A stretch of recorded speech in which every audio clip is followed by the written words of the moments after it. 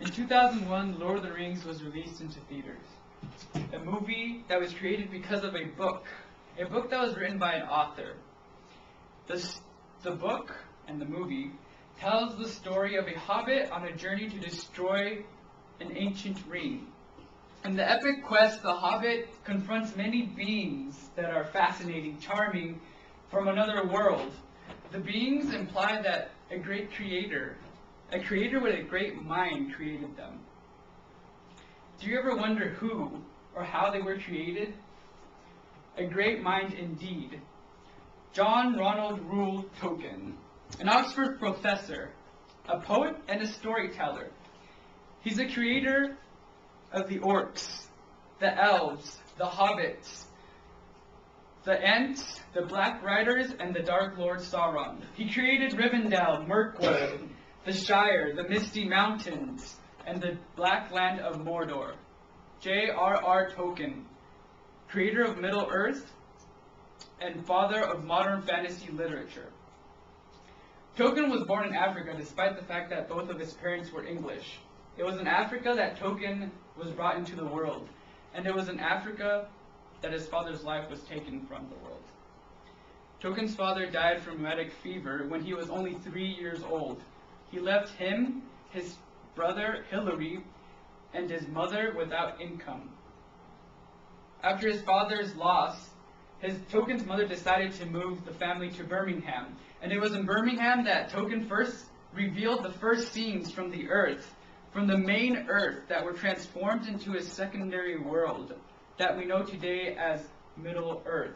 Places resembling his aunt's farm of Baggin would be used as a last name in The Hobbit. We know it as Frodo Baggins, get it? Or Bilbo Baggins. But not only the name would be used, because his aunt's farm was full of grass, so it transferred into what we know as the Shire. This was the first signs of Tolkien's ability to create stuff from the real world into his unreal world. His mother was a great influence to him. She awakened in him the appearance of plants and the feel of plants. From this, he developed the ability to draw plants and landscapes. It was probably how he developed drawing Ents, which are the tall trees in the Lord of the Rings. Not only did his mom teach him a great deal about nature, but she also taught him language, which was Tolkien's favorite subject, language. He loved studying Latin, which is what his mother taught him. By the age of 5, he was able to read and write pretty fluently. I mean, he was a quick learner. So his mom influenced his mind to a great extent. But problems struck the family again. His mom was accepted to the Roman Catholic Church, and his mom's family did not accept that because they were Baptist. They were infuriated at the decision that she had made, so they stopped all financial aid. So tragedy struck again, and that wasn't it. Tolkien's mom died of acute diabetes when he was only 12. So him and his brother were left as orphans. It was a great loss to Tolkien. Afterwards, he wrote something very inspirational. He said, "It's not to everybody that God grants so easy a way to his great gifts, as he did to me and Hilary." Tolkien really stood up to his mom, because she influenced his mind a lot. It must have been hard to lose a person that deeply impacted him, but Tolkien was inspired after her death. He was inspired to create and invent things than never before. He created towers, hills, mountains, and kingdoms from his real world into his unreal world. He was so inspired that he's built his own society called the Tea Club and Barovian Society. This society was built of him and his 3 friends. His 3 friends were probably his closest friends at the moment because he didn't have family. They were like his family to him. While he was studying there, he stayed in a Victorian tower, which was very big. This might have influenced the image in the Lord of the Rings, the 2 towers. And he kept on inventing stuff. Tolkien was passionate about writing and drawing, and it was the best way to get him writing and drawing, by being in this society with his 3 friends. He thought that life could not get any better. But there was more. He met Edith Bratt. Edith Bratt was an orphan just like him, in need of affection. They met together at tea clubs. Actually at tea shops. Mostly with balcony. Not to drink tea specifically, but to throw sugar lumps at hats of people passing by. Funny, right? Their personality was a match. Love was bound to flourish, and by the summer of 1909, they agreed to say that they were in love. But problems struck again. Edith was a Protestant, and Tolkien's guardian at the moment, because he was an orphan, did not approve of this. So he told them something. He prohibited him from seeing Edith until he was 21, because she was Protestant, and he thought that Tolkien was distracted by her, because was distracted of his educations by her. So Tolkien was heartbroken yet again.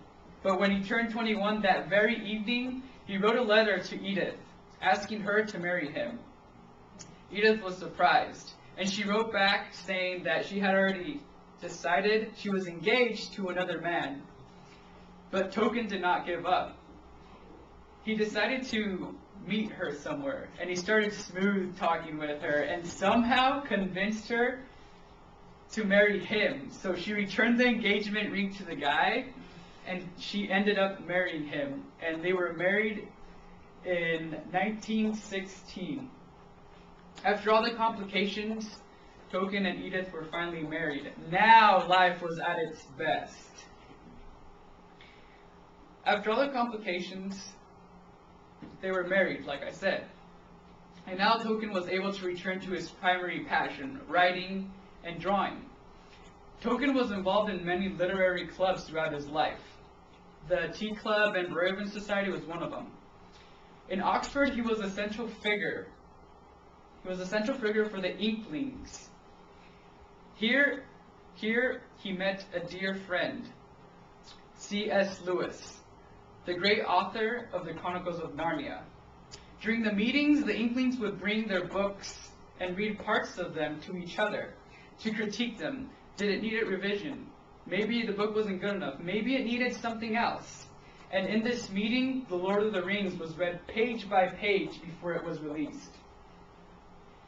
In Rising, the king cried in a loud voice, more clear than any there had ever heard a mortal man achieve before. Arise, arise, riders of Theoden! Spears shall be shaken, shields splintered, a sword day, a red day. Ride now, ride to Gondor. Tolkien's books are as famous today as they were a century ago. His book showed his love for the world. He had astonishing power to create literal beliefs and events from the real world into his unreal world. His extraordinary ideas came from the world we live in. Every generation experiences his world. It was a world that was only in his mind. Only he could see it, but he revealed it to us through his books. This secondary world that Tolkien conceived was the root to all of his fascinating creations.